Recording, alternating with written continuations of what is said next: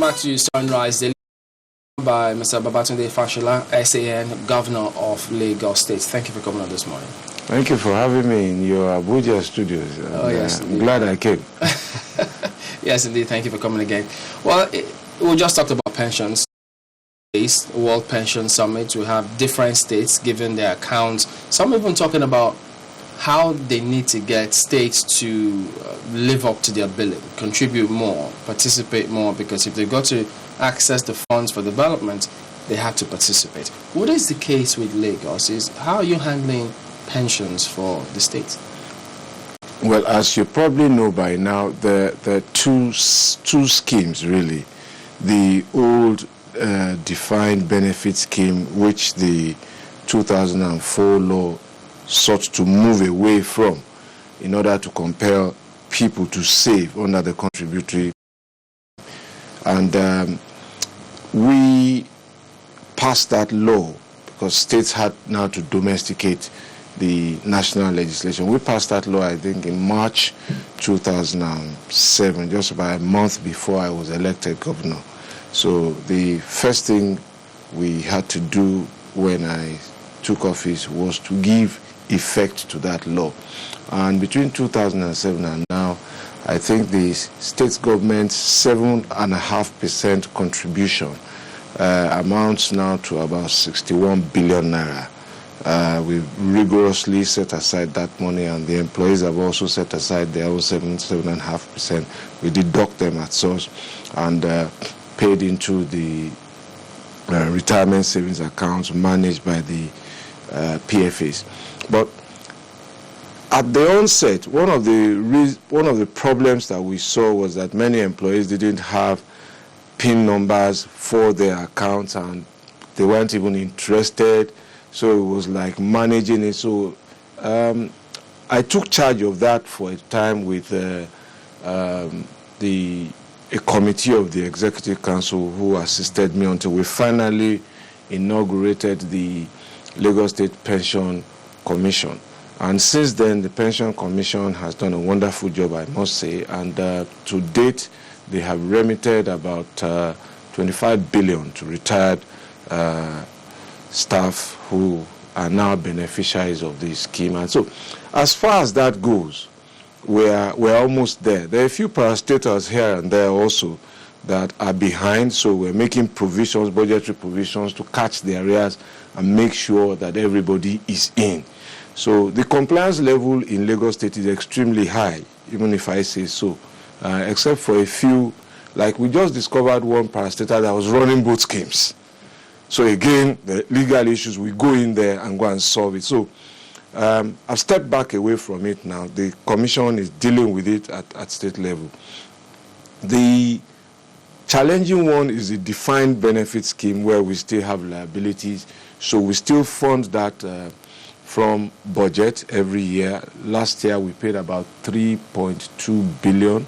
So it comes to roughly around 260 million that we pay every month to about 14,000 odd beneficiaries.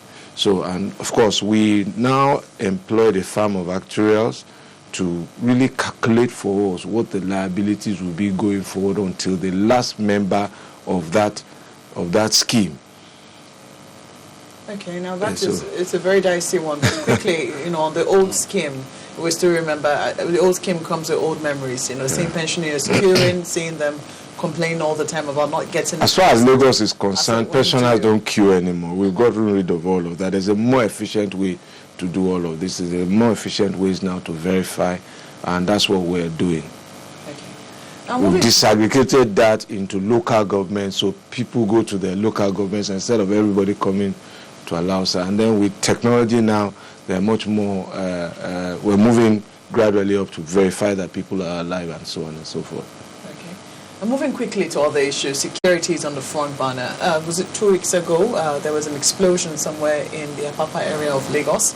And also, you also have this, I think they will be closely tied, this traffic incident, constant traffic along that road as well. There's been increased awareness. In fact, one of the papers did report this morning that they are also, beefing up security at the airport because of, perhaps some security alert. What is utmost important concern to you right now that continues to remain a challenge you think you've not been able to surmount?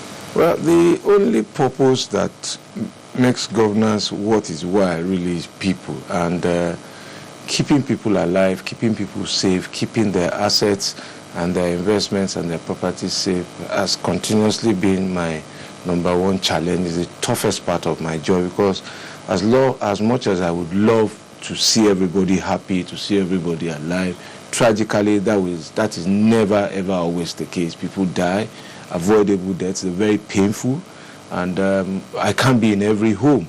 Indeed, with all the complement of staff that we have, we represent only about 1% really of the entire population of the state.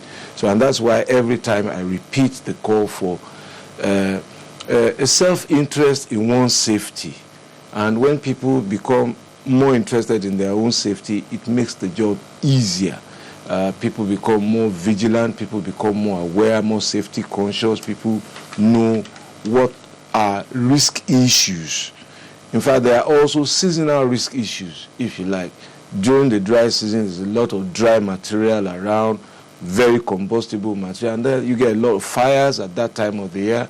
The wet season, there's a lot of flooding, accidents happen, and so on and so on. And once people become aware that these things bring on their seasonal challenges, it's like driving at high speed during sleet and snow. You can lose your life. So once people are self-interested, then we're almost halfway there. I once saw a woman in traffic. She was phoning. Her little baby was in the front seat. Her windows were down. Her bag was there. And she was in traffic. She was sitting target for anybody who wanted to mug her. Those are the kind of habits that should change. A sense of, I want to be alive. But, you know, we're looking at new challenges. These are some things that citizens can do to avoid.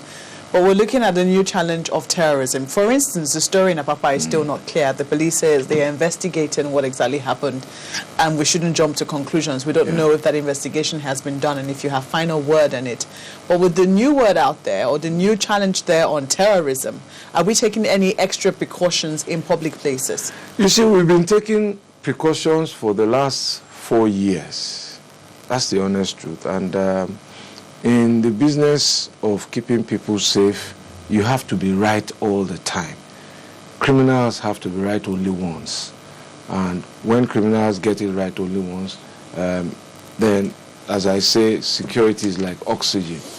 When it's available, you know, you don't seem to know. When it's threatened is the only thing that matters. So over the last 4 years, you've had all sorts of threats, and sometimes some people just escalate threat levels and thinking that because you now have a phone, it's a joke to say they are going to bomb this, they are going to bomb that without verification. That must also stop. Passing on broadcast messages about security threats is not helping the situation. That information needs to come to those who are trained to deal with them rather than to your neighbor. It can only send panic, it can only create fear, and it's important to say that terror feeds on crime and fear and panic, and also publicity. And as long as you continue to provide those three things for terror, it's like adding petrol to fire. But we know that, the police authorities there, they speak up when they can about some of these matters. But for the one that happened in Apapa, even before that one, it was always in hush-hush tones concerning, I think there was one, was it close towards Lasso? I'm not too sure, I can't remember now. But that one in Apapa, what was the nature of that explosion? Well, after the explosion and the IED team moved in, were batteries, which suggest IED used. Now, we didn't find that investigation. I would be very reluctant to come out in the public space and say this was what caused it. But there are suggestive traces, and you have to do investigation because it's not every explosion. But there will be instances where it becomes compelling and necessary to adapt your lifestyle without giving it up. And that has happened in the way that people now travel. And the way we used to travel, pass through immigration and customs and control. And so many things we had to give up now, perfumes, toothpaste, and so many things.